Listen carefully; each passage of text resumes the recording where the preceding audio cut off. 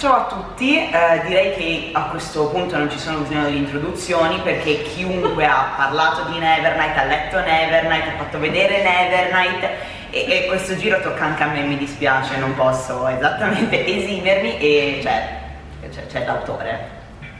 Say hi. Hi. Ciao. E però chiaramente sul mio canale io non posso fare la persona carina, di conseguenza in tutte le domande saranno un pochino sui punti non tanto più critici ma quanto quelli più criticati dal pubblico, dai lettori, anche da coloro che amano la saga.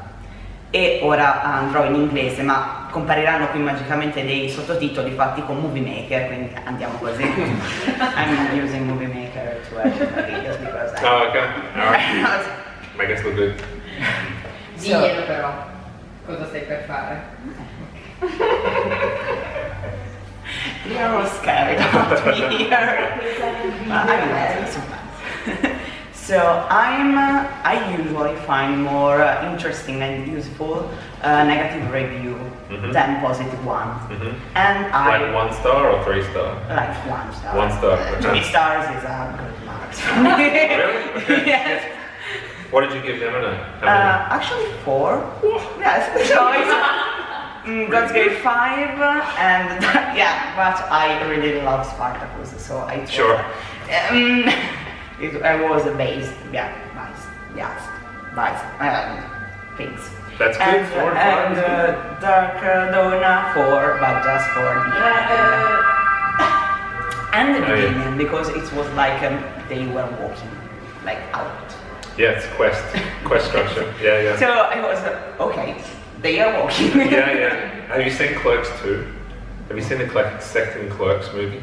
No. Okay. There's a scene in it where a guy is describing the Lord of the Rings movies, and he says, "You know what those movies are? Just a bunch of guys fucking walking." Yeah. Yeah. Yeah. No, I get it. It's quest. So, and I found out that many people share the I prefer negative review. Sure. So with you, I want to talk about the dark side of Nevernight saga, because quoting your books, you promise to remember her, not just the good parts, the ugly parts, and the selfish parts, and the real parts. And honestly, this entire video is based on that question, and the blind optimist, you're not going to call security. Okay. Okay. I consider myself forlorn. Let's start with silly thing. Sure. Without making any kind of spoiler, in Dark Dawn, sometimes you became quite meta-literary. Meta, sure. And about one topic in particular, and I laughed a lot. What was the topic? The sex scene. Oh, Why? sure. Why? Why what? Everything, actually. I mean, one of the complaints, well, sex scenes are very weird. Sex scenes are a lot like food. There are some people who love pizza and some people hate pizza. It doesn't mean that pizza is intrinsically bad or good, it's just for you or not for you. And sex scenes are like that. There are some things that people like that other people hate. So writing them is kind of strange in the sense that when you write them, you know that no matter how you write it, some people are just not going to like it. So you have to go into it knowing that, preparing yourself for it mentally. But when I decided that I was going to write them, I had my wife, she reads a lot of romance novels, reads a lot of erotica, and she has some friends that read a lot of it as well. And I said, look, I want to write a sex scene, but I want to do a good job, as good as I can.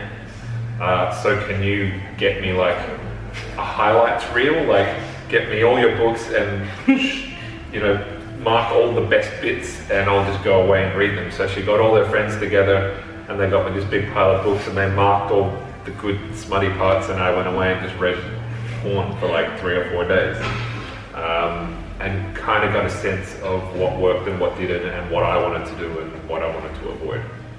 But one of the weirdest critiques I see, like I see a lot of critiques of this book, and I kind of take a perverse delight a little bit in the fact that people get upset by them. But one of the things that really weirds me out is the idea that you can tell the sex scenes were written by a man, because there are some women who come up to me and say they're some of the best sex scenes they've ever read, and they really enjoy them, and other people will say the exact opposite. But the idea that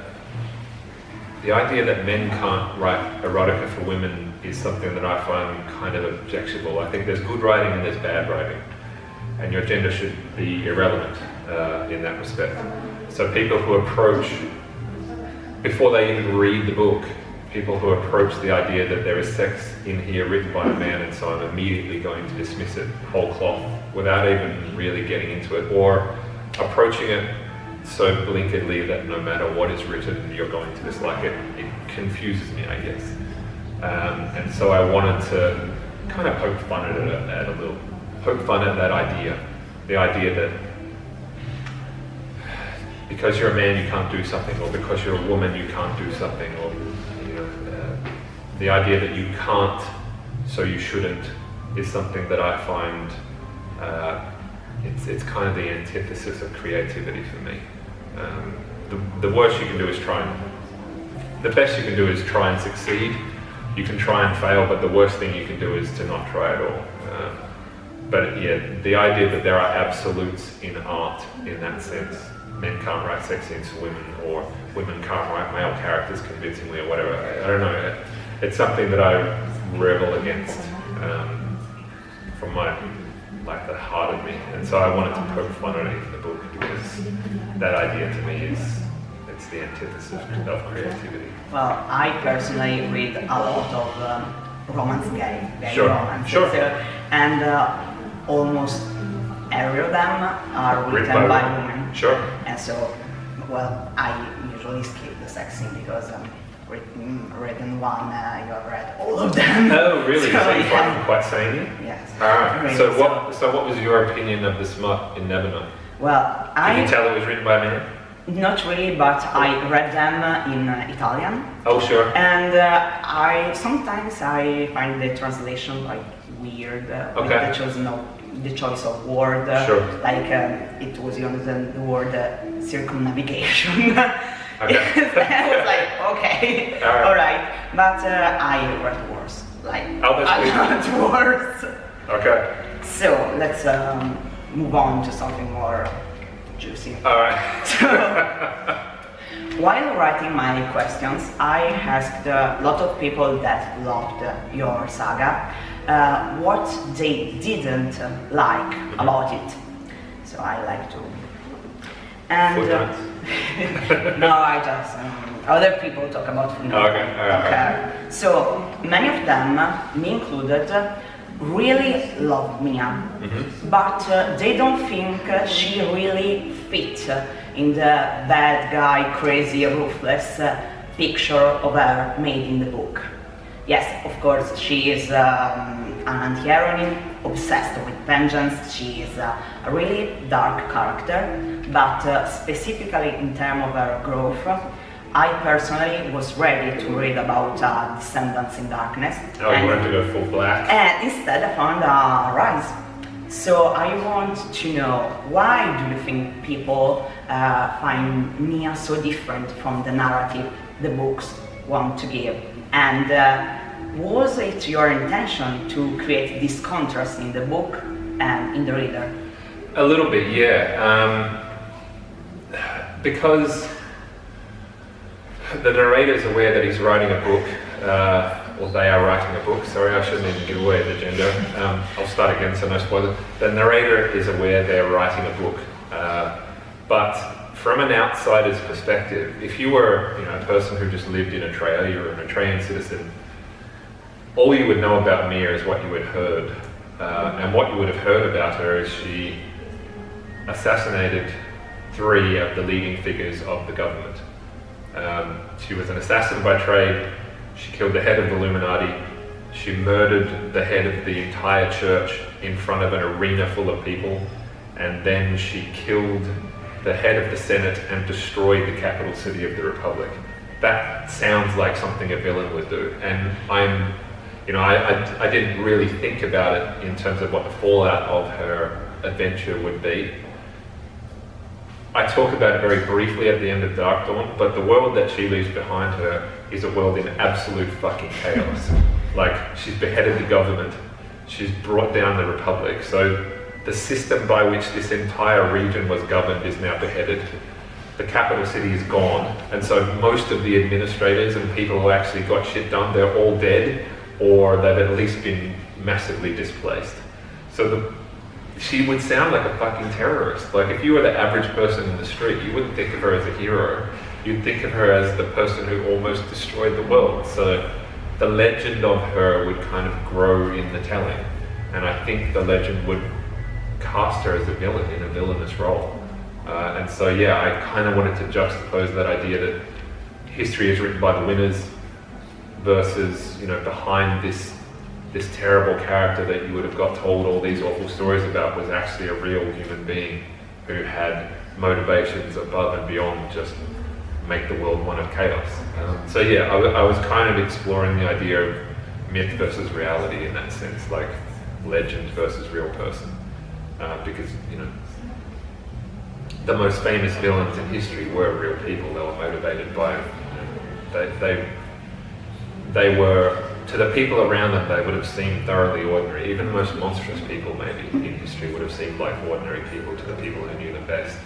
So yeah, the idea of juxtaposing myth versus reality was one that I wanted to explore and tried to set up at the start of the book. Like the way the narrator talks about her in that, particularly that opening page, versus who you find out who she is over the course of the story was, that was one of the intents behind the book anyway. I think you did that. How it worked? Okay, cool, good. Because good. while I was reading, I was ready to find the craziest protagonist. Have you ever read And I Darken? Oh yeah, Yes. Kirsten White, yeah, I love her. Lada, Yeah, Lada's crazy. insane. I was expecting Lada Right. type, and Mia is like vanilla. Yeah, sure. So when I found out Mia, I was great. I love this character because Mia is my favorite thing in the book. Oh, Not cool. my favorite character, but my favorite thing in the book. Right. And instead I found, okay, she's an anti-hero. She's like the strong female character, but done well. Right, okay. So I was, okay, not what everybody told me about, but great, I'm in for this. Oh, cool. So, another thing, the romance. Mm-hmm. Okay, love stories divided the readers. There are some of them who really are attached to the ships, and some of them, like me, who didn't really think they fit in the books. So personally, I almost find irritating some bickering between people. Oh, sure, okay. I don't, because guys, the world is dying. There's more important Yes. things to be, yeah, sure. So I wanted to know that, well, of course, you wrote the romance, so I imagine you disagree. But I want to know what you think is the role of the love stories in these books, and how do you think the romance can fit in a narrative that is it seems so far away from romance? Sure. I mean, it's interesting. In the first book in particular, like the opening scene of the first book, where Mia loses her virginity and kills her first guy. One of the things I was trying to show there was that she was so much better at murder than she was at sex, and she enjoyed that moment of murder so much more than she enjoyed the moment of physical intimacy. So I wanted to set up from the very beginning that this is a girl who's better at breaking things than she is at building things. Like, she's a destroyer archetype. The world is worse after she's gone through it.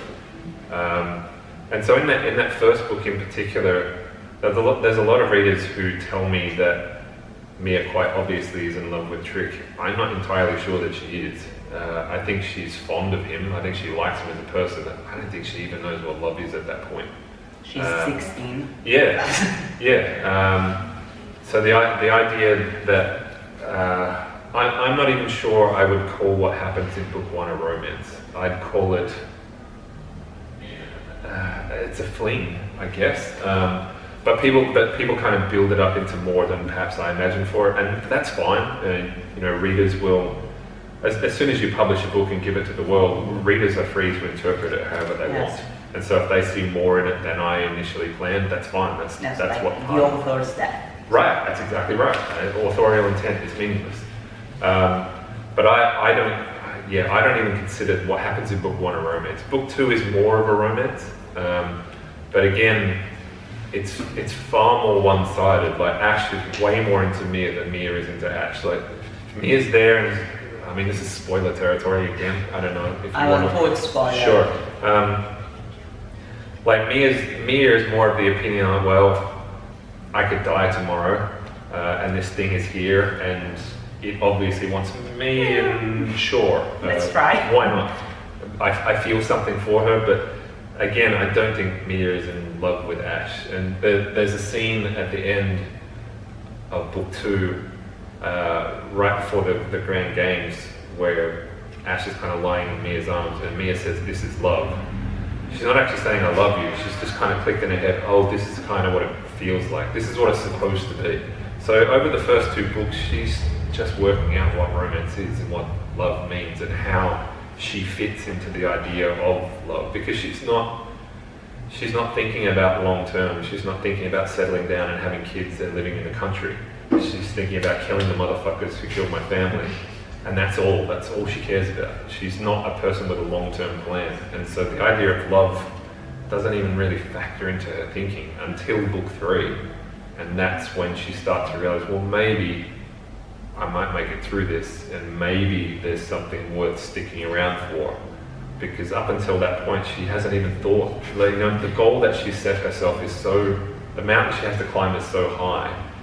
Spending time thinking about what is over the other side of the mountain is just time wasted, because chances are she's never going to get there. But in book 3 she's almost at the top, and so she can kind of see beyond this hill that she's put in front of herself and thinking maybe. And that's kind of when she needs to decide, well, what do I actually want at the end of this, if there is an end. So to me, that's the only really romantic part of the book, in my head when I'm writing it anyway. And so the romance kind of plays a more pivotal role in book 3, because she needs to decide what she wants, if she manages to make it through. So the first 2 books, she's understanding who she is and how she sees other people and what love is supposed to be. And book 3, she's kind of deciding what kind of love she wants, I guess. So in my head, she's a reasonably complex character as far as the romance goes, and the idea that she would even let herself say "I love you," like it takes her 3 fucking books to say that. Like it's almost 500,000 words before those words actually come out of her mouth, because she just doesn't think of herself that way. She's a more primal character. It's like, oh, you're into me, I'm into you, let's go. But then she gets up and smokes a cigarette and walks out of the room, and she doesn't really think about it. But the other characters around her tend to be way more into her, and that's not only in a romantic sense.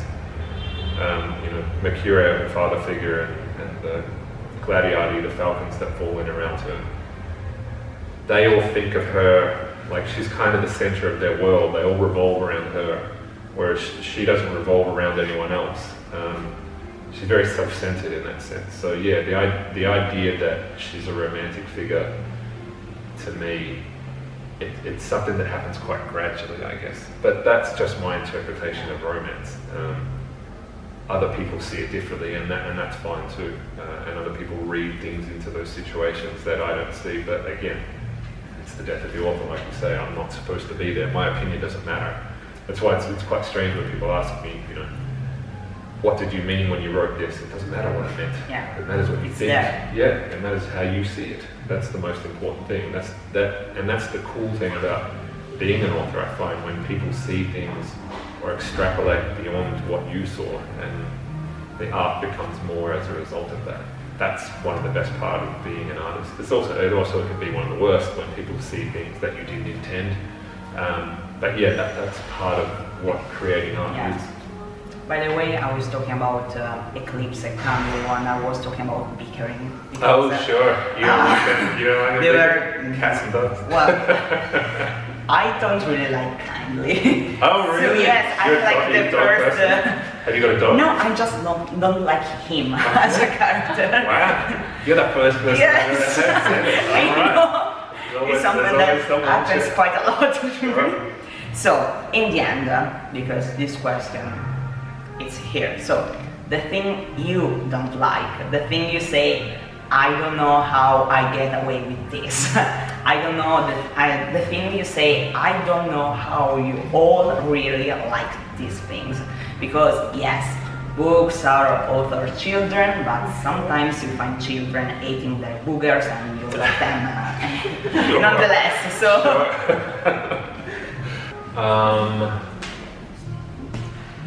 I mean, there's a deleted scene that I gave away with pre-orders of the US and English edition, which is a scene. A lot of readers were writing to me about Mia and Ash and Trick getting together and hooking up. And when I was writing book 3, that was kind of in the back of my head the whole time, because, you know, as an author, you want to do what's right for the story, but you realize that you have a readership and they're loyal to the books, and you want to entertain them. You want them to come away from the books feeling good about the books. So I knew that a whole bunch of readers wanted me to do this thing, and so I tried it. I wrote this scene in an attempt to appease that desire in the readers. But in the end, I showed it to a few people, and we all agreed that it kind of didn't work. It worked as a scene in isolation, but in the greater context of the book, it was kind of too much. The idea that those three would ever fall into bed together, there's too much animosity between Trick and Ash. Technical issues, because I'm really prepared for this.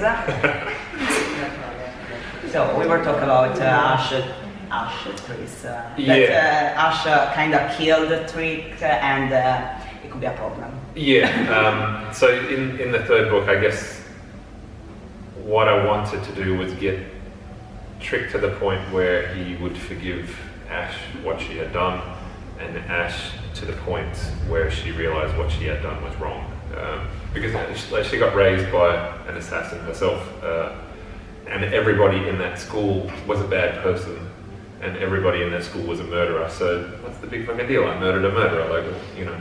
But she didn't think beyond that. Yeah, right. But she didn't think beyond, well, this murderer was also my friend's friend, and he had hopes and ambitions and dreams, and by pushing off the mountain, it was maybe not the nicest thing I could have done to him. So getting her to that point was kind of, that was believable, and anything beyond that was just too much for me. So I wrote it, and in the end I decided that I didn't want to use it, so I cut it out. But because I had a lot of readers asking for it, I decided to include it as kind of an incentive. So if you want to read that, you can. It's not canon, it's just a deleted scene. It never actually happened in the story, but if that's what you wanted to do. It's a what if. Yeah, exactly. Yeah, what if. Okay, perfect. Thank you for your time. You're welcome. And you didn't call security, so... No, you weren't as mean as I thought you were going to be, so that's good. I'm not really mean, so... She is. Clarissa dice cose. Ecco, quindi questo era il video, questa era l'intervista, abbiamo parlato dell'autore, di tutto quello di cui vi siete, e ci siamo, perché non è che io sia andata giù leggera, lamentati da quando abbiamo letto Nevernight, e noi ci vediamo al prossimo video. Ciao ciao! Ciao!